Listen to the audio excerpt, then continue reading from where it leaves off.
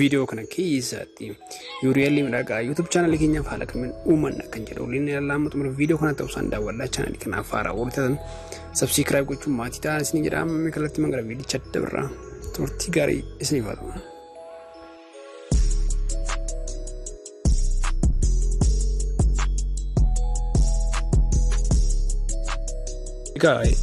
URL midhaagaa argachuudhaaf ulaagaa guutuu jira. Ulaagaa kan erga guuttee booda adeemsa ammas agarsiisu kanaan URL midhaagaa uumachuu dandeessa jechuudha. Jalqaba irratti web browser kompiitaraan kee irra jiru yookiin mobaayila kan kee irra jiru bannaa jechuudha.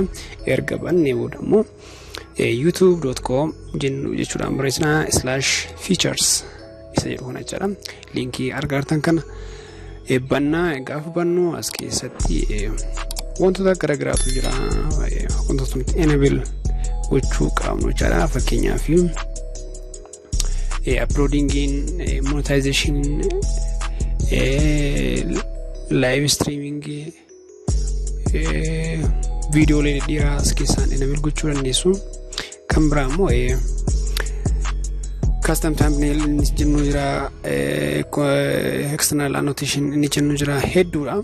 Isa kanniin keessaan nuti enable gochuun nuti ammoo URL argachuu gaafa barbaannu immoo iddoo custom URL jettu san irratti enable bakka jiitutu jechuudha.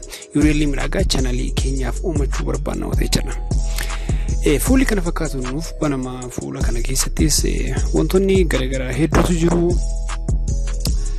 Fakkeenyaaf user ID kan keessa keessa argatta, channel ID kan keessa argatta jechuudha. Nuti ammoo custom URL iddoo jettu irratti you are eligible jettu kan irratti tuqna. Gaafa itti nu foddaa kan argina fakkeenyaaf youtube.com/c_alifajjira barbaadu sifadhaa barbaadu immoo jijjiirachuu barbaade iddoo lammaffaa tuquudhaan barreeffama barbaade fudhachuudha itti barreessaa yookiin itti galchachuudha.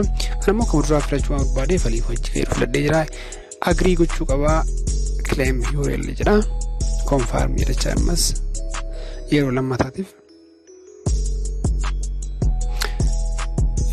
Confirm erga godhee booda haala kanaan URL midhaagaan naaf uumamee jira jechuudha. Amma direct man gara chaanalii kan kootii redirect na godha jechuudha. Haala kanaan chaanaliin kana fakkaata. URL kun ammoo naaf uumamee jira jechuudha. Mee uumamuu isaa mirkaneeffachuudhaaf fuula kana of duuba deemuun fuula kana feature rename goonaa jechuudha. Amma akka gadi argaa iddoo enable jettu jira. Enable nuuf ta'ee jira jechuudha. Amma sirrii hojjetamee hojjechuudha buusaa yuutubii keessatti tabii haaraa keessatti banee ilaalu. Haala kanaan URL'n uumamee jira jechuudha. Fakkeenyaaf URL'icha haa ilaallume. URL'chin youtube.com/alifajjira haala kanaan naaf uumamee jira jechuudha. URL'n keessanis adeemsa anam hordofee steepii an hordofee kana gaafa hordoftan isinis uumachuu yookiin kalaqachuu dandeessa jechuudha. Mee copy godhee ammas tabii haaraa keessatti haabanii ilaaluu qajeeluma gara YouTube channel kan kootii fidaa jechuudha. Haala kanaanidha kan URL midhaagaa chaanalii keenyaaf uumachuu dandeenyu jechuudha.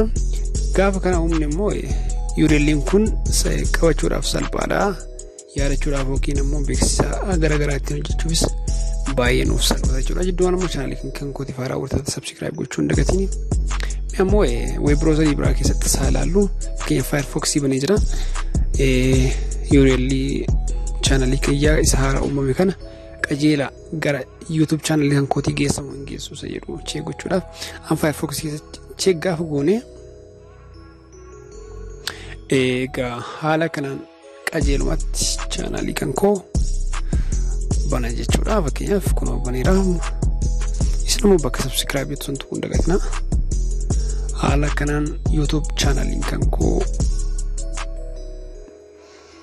YouTube channel yang kootiif custom URL yookiin immoo URL midhaagaa ta'e salphatti yaadachuu danda'u uummataa jechuudha. Anis uummadhee jira isinis adeemsaan immoo hordofuu kana keessa hordofee uummadhee kana hordofuudhaan uumachuu dandeessan kompiitara fayyadamee sana moobaayila keessan gubbaarrattis fayyadamuudhaan gargaaruudhaan URL kana fakkaatu uumachuu dandeettanii jechuudha. Fiicharii keessatti wantoonni garagaraa jira. Fakkeenyaaf monetization iddoo kanaan biraan enable goonaa external annotation content ID kanneen biroos hedduutu jira waan ta'eef yeroo biraa bal'inaan wanta garagaraa qaban waan hordoftaniif galatoomaa har'aaf jira. Waan hordoftaniif galatoomaa viidiyoon kan koo har'aa asirratti raawwataa viidiyoo biraan qabadee dhufa nagaatti.